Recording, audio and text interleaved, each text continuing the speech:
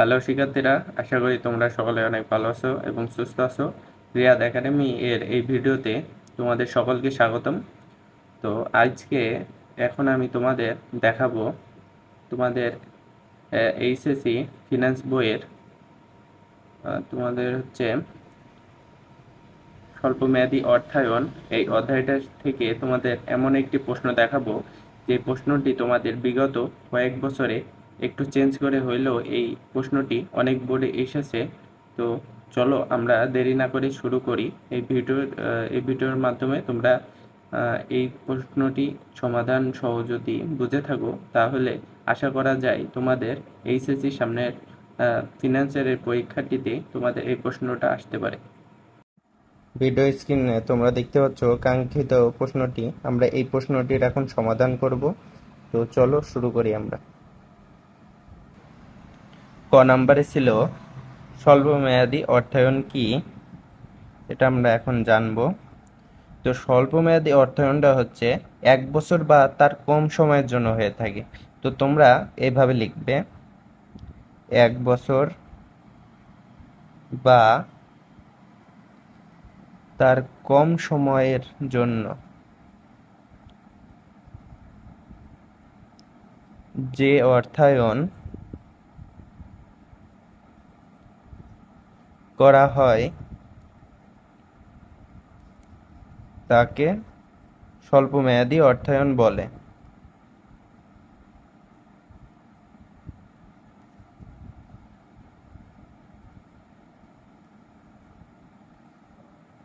তারপরে দেখো, খ নাম্বার তোমাদের প্রশ্ন ছিল তোমাদের ব্যবসায়ী ঋণ বলতে কি বোঝো। তো তোমরা এইভাবে লিখবে, ব্যবসায়ী ঋণ বলতে বিক্রয়ের উদ্দেশ্যে বিক্রয়ের উদ্দেশ্যে ধাপে ধাপে পণ্য ধারে পণ্য ক্রয় করাকে বোঝায়। ব্যবসায় ঋণ কখন তৈরি হয় তাহলে বোঝো, যখন কোনো ব্যবসার জন্য বিক্রয়ের উদ্দেশ্যে কোনো পণ্য ধারে ক্রয় করা হয় তখন ব্যবসায় ঋণের সৃষ্টি হয়। তো আরো লিখবো আমরা, ব্যবসায় ঋণকে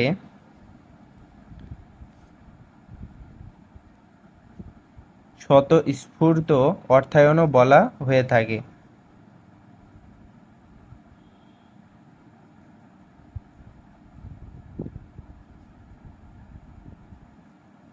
বলা হয়ে থাকে তারপরে এইভাবে লিখবো, কেননা এ ধরনের অর্থায়নে এ ধরনের অর্থায়নে কোনো আনুষ্ঠানিকতা ও জামানতের প্রয়োজন হয় না। আনুষ্ঠানিকতা ও জামানতের প্রয়োজন হয় না। তারপরে দেখো, এবার আমরা একটি উদাহরণ দিয়ে দেব।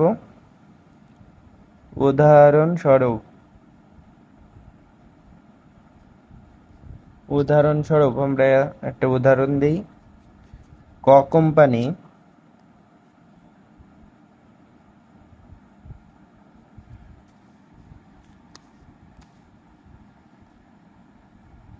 কোম্পানি মিস্টার শহীদের নিকট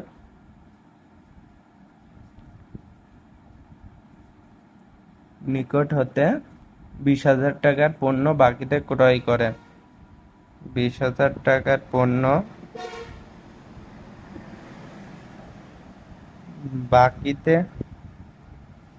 ক্রয় করেন। এক্ষেত্রে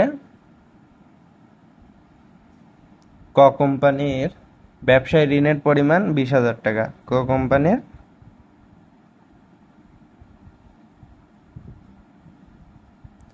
ব্যবসায় ঋণের পরিমাণ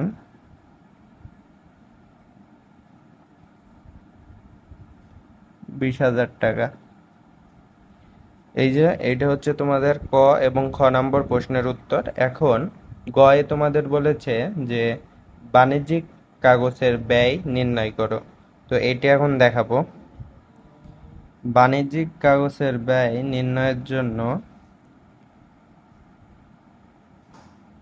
আমরা উদ্দীপক হতে পাচ্ছি এফবি।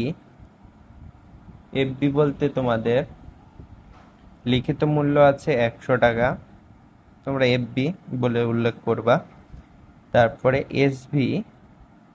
এসভি হচ্ছে বিক্রয় মূল্য, বর্তমানে বাজার মূল্য রয়েছে শেয়ারটির 95 টাকা। তারপরে লাগবে এনএসভি, হচ্ছে 95 টাকা। এনএসভি নির্ণয়ের জন্য আমাদের সূত্রের ক্ষেত্রে লাগবে এনএসভি। এনএসভি নির্ণয়ের জন্য প্রয়োজন হয় এসভি মাইনাস এফভি। এফভি হচ্ছে উত্তরণ খরচ। উত্তরণ খরচ আমাদের এই অঙ্কে নাই বলে আমরা এনএসবি সমান সমান 95 টাকা এখানে লিখে দিয়েছি। তারপর লাগবে ডিএম, যেটি মেয়াদ 120 দিন, যা আমাদের প্রশ্নে দেওয়াই আছে। তারপরে এখন আমরা সূত্রটি লিখব। আমরা জানি বাণিজ্যিক কাগজের ব্যয় কেসিপি। বাণিজ্যিক কাগজের ব্যয় সংক্ষেপে আমরা বলি কেসিপি সমান সমান FB minus NSV by NSV গুণ 360 বাই ডিএম গুণ 100। এখন আমরা মানগুলো এখানে লিখে দিব। এফবি সমান সমান 100 মাইনাস এনএসভি 95 বাই এনএসভি 95 গুণ 360 বাই 120 গুণ 100। এটি ক্যালকুলেট করলে হয় 15.79%। এটি হলো আমাদের বাণিজ্যিক কাগজের ব্যয়। এটি এখন আমাদের বাইর হলো। তো এখন আমাদের ঘ প্রশ্নে বলেছে উদ্দীপকের জনাব সজীবের জন্য ব্যবসায় ঋণ ও বাণিজ্যিক কাগজের মধ্যে কোনটি গ্রহণ করা উচিত, এটা আমরা মন্তব্য দিব। তো চলো শুরু করি। তোমরা দেখতে পাচ্ছ এখানে ঘয়ে আমরা লিখেছি জনাব সজীবের জন্য ব্যবসায় ঋণ ও বাণিজ্যিক কাগজের মধ্যে কোনটি গ্রহণ করা উচিত তা জানার জন্য উভয় উৎসের ব্যয় নির্ণয় করতে হবে। কোনটি বাণিজ্যিক কাগজের ঋণ ও ব্যবসায়ী ঋণ, এই দুইটার মধ্যে কোনটি গ্রহণ করলে খরচ কম হবে সেটি আমরা নির্ণয় করব। এখন আমরা গ থেকে পেয়েছি বাণিজ্যিক কাগজের ব্যয় 15.79%। এখন আমাদের ব্যবসায়ী ঋণের ব্যয়টা নির্ণয় করতে হবে। ব্যবসায়ী ঋণের ব্যয় নির্ণয় করার জন্য তোমরা দেখো সিডিআর 2%। এই সিডিআর 2% এটা আমাদের প্রশ্নে দেওয়া রয়েছে, যেখানে 2/25, যেখানে লেখাই ছিল 2/25 নিট 45। এখানে এই দুইটা হচ্ছে সিডিআর। সিপিটা হচ্ছে 45, যেটি বেশি থাকবে। তারপর ডিপিটা হচ্ছে 25, এই 25। তারপর দেখো আমরা সূত্রটা লিখি। ব্যবসায় ঋণের ব্যয় এটি প্রকাশ করা হয় কেটিসি দিয়ে, সমান সমান সিডিআর বাই 100 মাইনাস সিডিআর গুণ 360 বাই সিপি মাইনাস ডিপি গুণ 100। এখন দেখে আমরা মানগুলো বসিয়ে দিই। সিডিআর মান 2, 100 মাইনাস সিডিআর মানে 100 মাইনাস 2 গুণ 360 বাই সিপি মান 45 মাইনাস ডিপি 25 গুণ 100। এখন এটি হিসাব করে ক্যালকুলেট করে আসছে 36.73%। অতএব জনাব সজীবের জন্য বাণিজ্যিক কাগজ গ্রহণ করা উচিত, কারণ বাণিজ্যিক কাগজের ব্যয় 15.79% যা ব্যবসায়ী ঋণের ব্যয় 36.73% অপেক্ষা কম। এখানে যেটির মান কম হবে সেটি গ্রহণযোগ্য করতে হবে, কারণ যেটির মান কম হবে সেটিতে খরচ কম হবে। এখানে এ কারণে বাণিজ্যিক কাগজের ব্যয় 15.79% হওয়ায় এটি গ্রহণ করা উচিত হবে জনাব সজীবের। এটি তোমরা একটু সুন্দরভাবে লিখে দিবা, তাহলে তোমাদের এই প্রশ্নে কোনো কাটার কোনো অপশন থাকবে না, স্যার তোমাদের 4-এর ভিতরে 4 মার্কই দিয়ে দেবে। তো তোমরা এই পেজটির একটা স্ক্রিনশট মেরে নাও,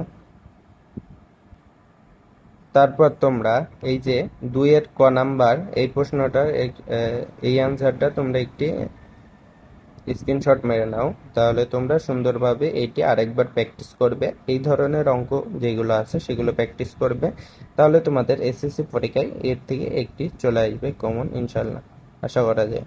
তো কেমন লাগলো আমাদের এই ভিডিওটি? যদি ভালো লেগে থাকে তাহলে আমাদের চ্যানেলের পাশেই থাকবে এবং সাবস্ক্রাইব করে দিবে, লাইক কমেন্ট করে দিবে, এবং দেখা হবে পরবর্তী কোনো ভিডিওতে। কোন ধরনের টপিক নিয়ে তোমাদের ভিডিও লাগবে সেটি তোমরা কমেন্টে জানিয়ে দেবে। তো ভালো থাকবে, ধন্যবাদ সবাইকে।